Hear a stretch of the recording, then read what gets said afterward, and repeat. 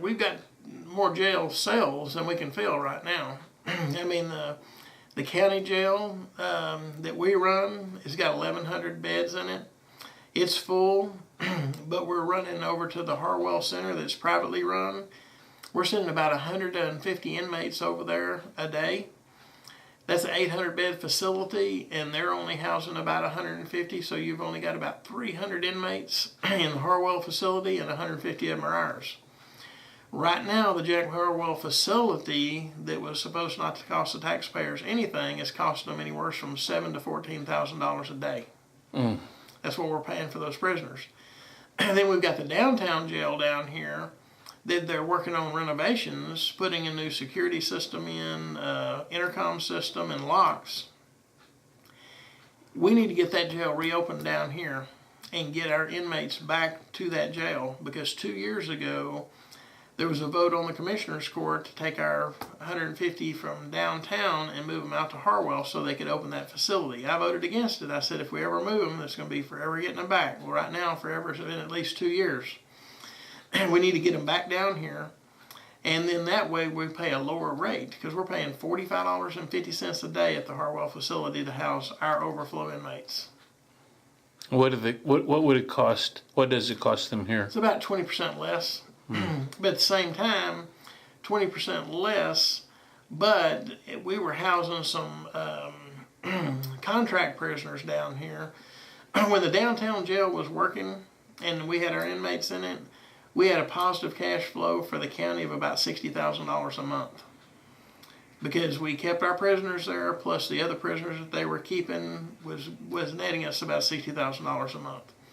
Once we moved them out to the Harwell facility, now it's costing us anywhere from $7,000 to $13,000 or $14,000 a day to house those inmates, and that's a big hole in your ship right there.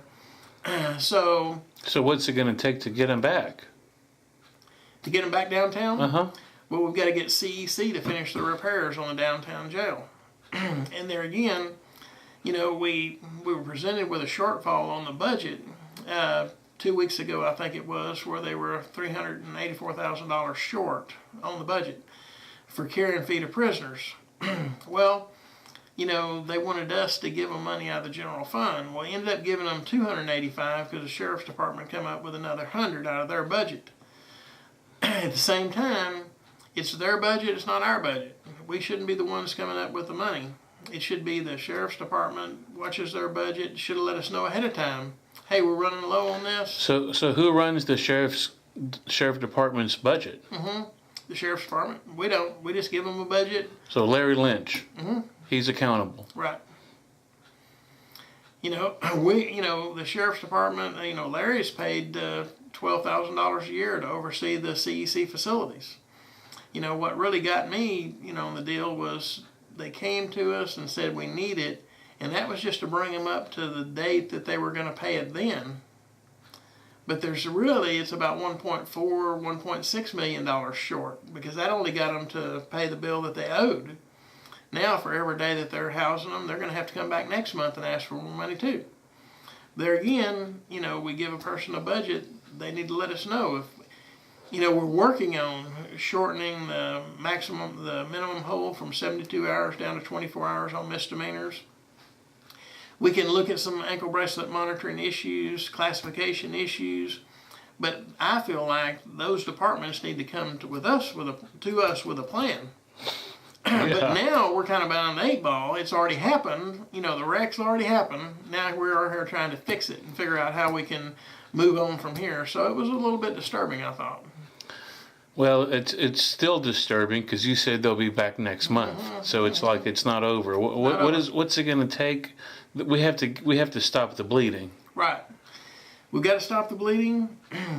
I think the quickest and easiest way to stop the bleeding now, of course, we have an aggressive DA, and I don't blame him. I'm glad he's aggressive DA. He had about a 600 case backlog that he inherited when he took over his office. All those cases are in the system now. You can't get anybody's attention unless you put them in jail. So there's some people in there. So a lot of that's going to be bled out. But I think what they need to do is look at the classification of the prisoners, why they're there, and give us a report on here's why we're over. Well, you know, in past years, when we give a department a budget, you know, they need to live within that budget.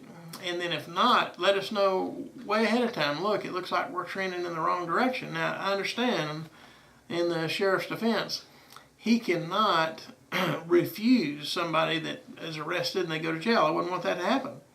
All I would ask is when you see that trend is trending up, come say, look, guys, you know, in 3 months, we're going to be out of money. Not tell me that I need to pay for 2 months past and, you know, now we're out of money. Right. So what would your advice be to the next sheriff? As far as the jail goes? Well, as far as their budget goes. Well, you know, we work with whoever sheriff, we'll work with them on the budget. When they come in, they'll get a preliminary budget that they'll have to work under. You know, we need to look at that. You know, in the history, if you go back, we've never had to spend quite this much. You know, so there's always the exceptions to the rule. But normally, in all budget that the county have, they have money left over every year. And this year, I don't think that's going to happen.